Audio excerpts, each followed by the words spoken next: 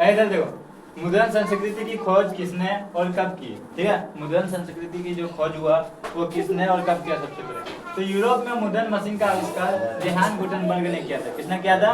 Johan Gutenberg ने सबसे पहले खोज किया था। कहाँ? यूरोप में। ठीक है, फिर यह खोज 1440 ईस्वी में हुआ था। कब हुआ था? 1440 ईस्वी में हुआ था। गुटेनबर्ग की छपी पहली पुस्तक बाइबल थी। गुटेनबर्ग ने जब इसका आविष्कार किया, इसका खोज किया, तो उसने सबसे पहले जो पुस्तक छपा था उस पुस्तक का नाम क्या था? बाइबल था। कब छपा था? तो सबसे पहले 1440 ईस्वी में। और गुटेनबर्ग कहाँ के रहने वाले थे? तो यूरोप के रहने वाले थे। क्वेश्चन, मुद्रण संस्कृति की खोज किसने और कब की थी? तो किसने किया? गुटेनबर्ग ने किया। कब किया? 1440 ईस्वी में किया। और उसके द्वारा सबसे पहला पुस्तक छापा गया, उसका नाम है बाइबल। समझ में आया? दूसरा है, भारत में पहली मुद्रण मशीन कब और कहाँ लगी? भारत में पहली मुद्रण मशीन कब और कहाँ लगा? तो भारत में पहली मुद्रण मशीन 1556 ईस्वी में गोवा में लगा। कहाँ लगा? 1556 ईस्वी में गोवा में लगा। इसे पुर्तगालियों मशीनरियों ने लाया था। पुर्तगालियों ने लाया था इस मशीन को। ठीक है, कब? 1556 ईस्वी में। कहाँ लाया था? गोवा में लाया था।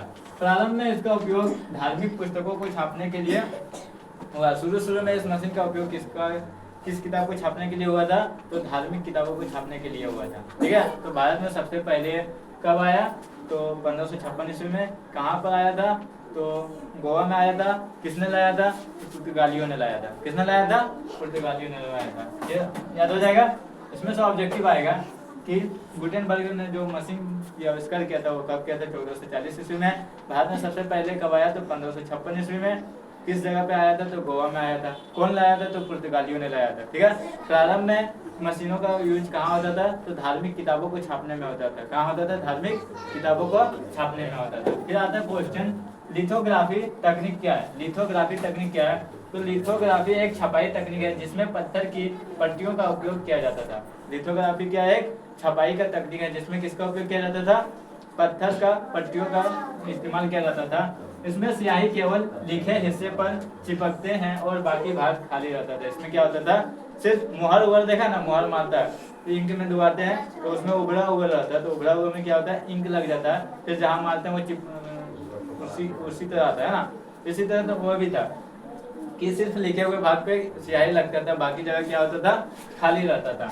19वीं सदी में भारत में इस तकनीक का प्रयोग किताब और चित्र छापने में हुआ। इस तकनीक का उपयोग किस में हुआ? किताब और चित्र छापने में हुआ। ठीक है, फिर आता है कलकत्ता जनरल एडवर्टाइजर क्या था? कलकत्ता जनरल एडवर्टाइजर क्या था?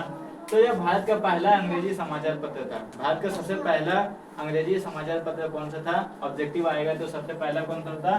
Kolkata general advertiser. ठीक है, इसे 1870 ईस्वी में जेम्स ऑगस्टस हिक्की ने निकाला था। किसने निकाला था? जेम्स ऑगस्टस हिक्की ने निकाला था। कब निकाला था? 1870 ईस्वी में। इसे बाद में हिक्की गजट के नाम से भी जाना गया। इसे बाद में कौन से नाम से जाना गया? हिक्की गजट के नाम से जाना गया। ब्रिटिश सरकार ने प्रेस पर नियंत्रण क्यों लगाया?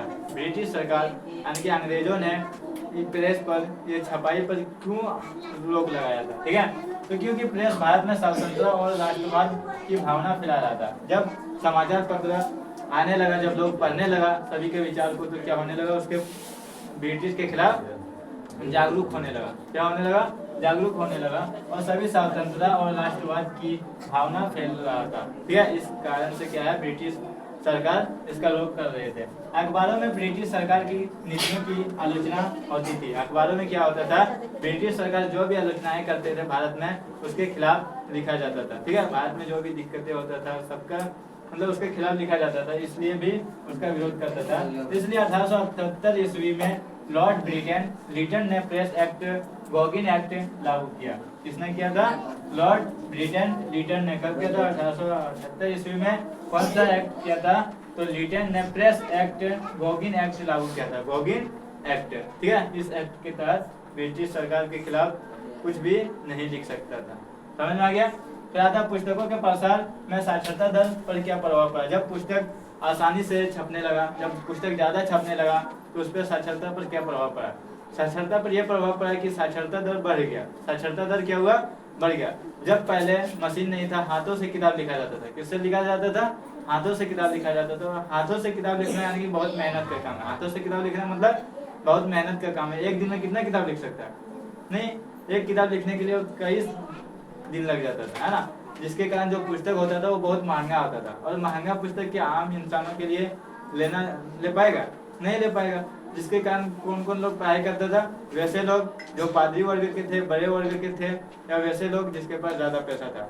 गरीब लोगों को शिक्षा नहीं प्राप्त कर पाता था। लेकिन जैसे ही पुस्तक छपना स्टार्ट हुआ, मुद्रीकरण हुआ, मशीनें आ गया, है ना, तो किताब के वो जल्दी जल्दी छपने लगा, आसानी से छपने लगा, सस्ते दामों में लोगों के पास पहुंचने लगा, जिससे कारण क्या हुआ, हर गरीब से गरीब इंसान भी पढ़ाई में रुचि बढ़ाने लगा, ठीक है, पढ़ने लिखने लगा, जिसके कारण क्या हुआ, साक्षरता दर बढ़ गया। तो वही किताबें सस्ती और आसानी से उपलब्ध होने लगी, आम लोग की पढ़ने लगे, जिससे साक्षरता दर क्या हुआ, बढ़ी। साक्षरता दर क्या हो गया, बढ़ी। ग्रामीण और शहरी समाज दोनों में शिक्षा का विस्तार हुआ, और शहरों में भी और ग्रामीणों में भी शिक्षा का क्या हुआ, विस्तार हुआ, शिक्षा का फैलाव हुआ, हर लोग शिक्षा हासिल करने लगे।